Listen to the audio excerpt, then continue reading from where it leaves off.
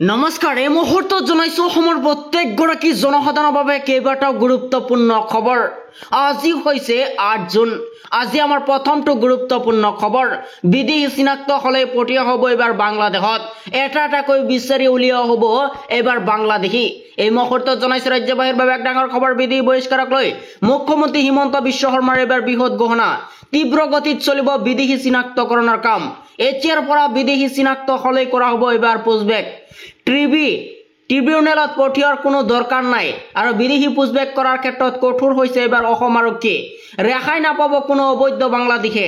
আৰু বিদেশী চিনাক্তকৰণৰ কাম এনআৰচিৰ কাৰণে কিছু স্থবিৰ আছিল। এই মন্তব্য মুখ্যমন্ত্ৰী ডক্টৰ হিমন্ত বিশ্ব শৰ্মাৰ। এই মুহূৰ্তত জনাইছো আমাৰ দ্বিতীয় নম্বৰ খবৰটোলৈ। আমাৰ দ্বিতীয় নম্বৰ খবৰটো হৈছে ডাঙৰ খবৰ। ঈদ খাবলৈ যাওঁতে ভয়ংকৰ দুৰ্ঘটনা, 3জনৰ অৱস্থা সংকটজনক।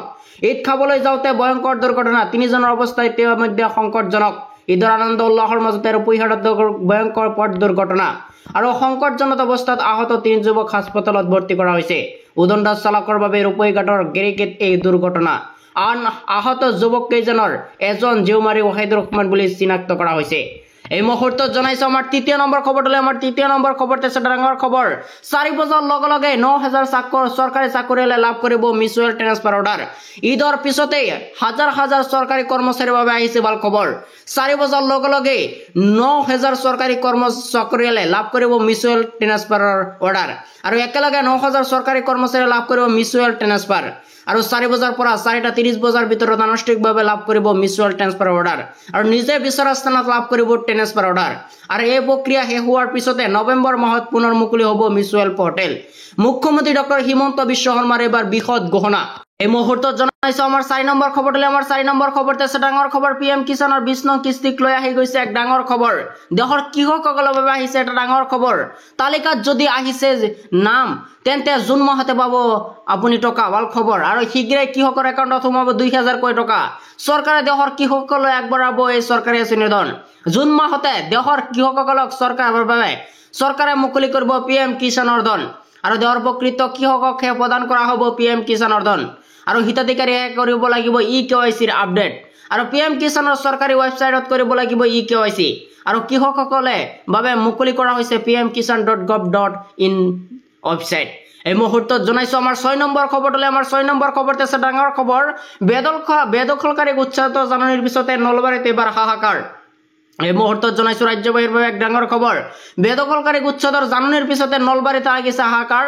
93টা পৰিয়ালৰ বাসগৃহত চলিব এবাৰ বুলডোজাৰ। ঈদৰ পিছতে ৰাজ্যত চলিব বৃহৎ উচ্ছেদ আৰু 10 জুনৰ পূৰ্বে ঘৰ খালী কৰাৰ নিৰ্দেশ। অবৈধ বেদখলকাৰীৰ বিৰুদ্ধে ৰাজ্যত পুনৰ চলিব উচ্ছেদ অভিযান। প্ৰশাসনৰ জাননীৰ পিছতে হাহাকাৰ লাগিছে এবাৰ বেদখলকাৰীৰ। মুঠ 452 বিঘা ভূমিত চলিব এবাৰ উচ্ছেদ অভিযান। 10 জুনৰ পূৰ্বে বেদখলকাৰীক খালী কৰাৰ নিৰ্দেশ আৰু বৰক্ষেত্ৰীৰ ৰাজহ চক্ৰ বিষয়াৰ কাৰ্যালয়ে জাৰি কৰিছে এই জাননী। এই মুহূৰ্তত জনাইছো আমাৰ 7 নম্বৰ খবৰটোলৈ। আমাৰ 7 নম্বৰ খবৰটো আছে ডাঙৰ খবৰ। বিদেশীৰ নামত স্বদেশী অশান্তি বন্ধ কৰক। NRCৰ কাম সম্পূৰ্ণ কৰক চৰকাৰে। বিদেশীৰ নামত স্বদেশী হাৰাশাস্তি বন্ধ কৰক আৰু NRCৰ কাম সম্পূৰ্ণ কৰক অসম চৰকাৰে। CCMৰ আহ্বান। সংখ্যালঘু সংগঠনসমূহ ৰাজ্যজোৰা প্ৰতিবাদ। ঈদৰ নামাজৰ পিছতে চিৰাং ভাংগাত কলা বেজলৈ মনো প্ৰতিবাদী কাৰ্যসূচী গ্ৰহণ কৰিছিল আৰু অংশগ্ৰহণ কৰে ধৰ্মীয় সংখ্যালঘু পৰিষদৰ কেন্দ্ৰীয় সমিতিৰ সভাপতি আব্দুল আৱাল মণ্ডল। আৰু ভাৰত চৰকাৰে গ্ৰহণ কৰা পুছবেক নীতিৰ আলম লৈ অসম চৰকাৰে ভাৰতীয় নাগৰিকসকলক হাৰাশাস্তি কৰাৰ উঠিছে ভয়ংকৰ অভিযোগ আৰু মুছলমানসকলক অন্যায়ভাৱে অত্যাচাৰ চলাইছে আৰু এই অন্যায় অত্যাচাৰ বন্ধ কৰাৰ বাবে আহ্বান।